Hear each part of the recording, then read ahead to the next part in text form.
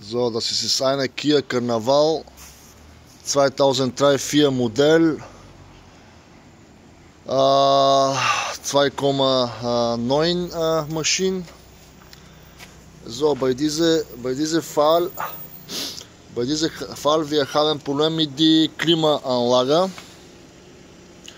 und die Klimaanlage funktioniert nicht. Das ist eine Klimaanlage mit Klimatronik.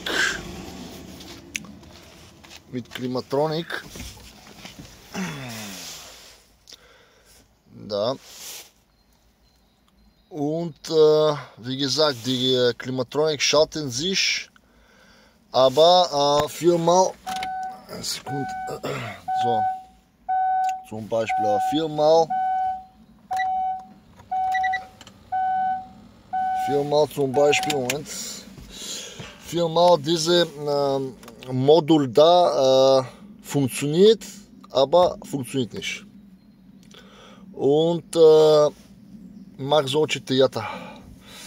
Bei diesem Wagen gibt es zwei Kupplungen oben der Porten. Eine Port ist da drüber, unten, und das Auto, die andere Port ist hier.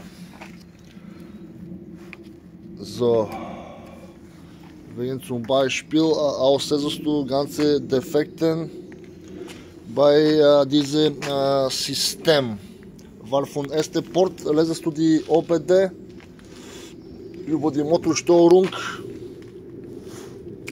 aber nicht zum Beispiel die Klimatronik. Und bei diesem Port müssen Sie solche Kupplungen haben. Aber in diesem Fall, wir haben nicht diese Kupplungen, und wegen das wir können nicht auslesen, was ist los mit dem Kompressor und die Steuerung mit dem Klimasystem. Haben wir mit der Klimamaschine nachgeprüft. Noch dazu haben wir auch amerikanische Typmaschinen, haben wir auch Vollmaschinen. Wie gesagt, bei diesem Grund, das System haben wir vorgemacht, aber trotzdem, die Kompressor schalten sie nicht. Die liegt unten. Und wie gesagt, viermal diese Steuermodul, wo kontrolliert die Klimaanlage, spielt so. Ganze Kondensator ist sehr alt, da. Sehr alt ist ganze Kondensator. Die Filter auch ist alt. Bei diesem Grund müssen wir riskieren, manuell dieses System zu reparieren. 1 nach 1.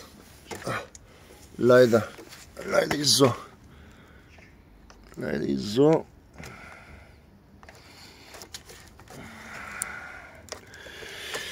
Wie gesagt, was soll ich sagen?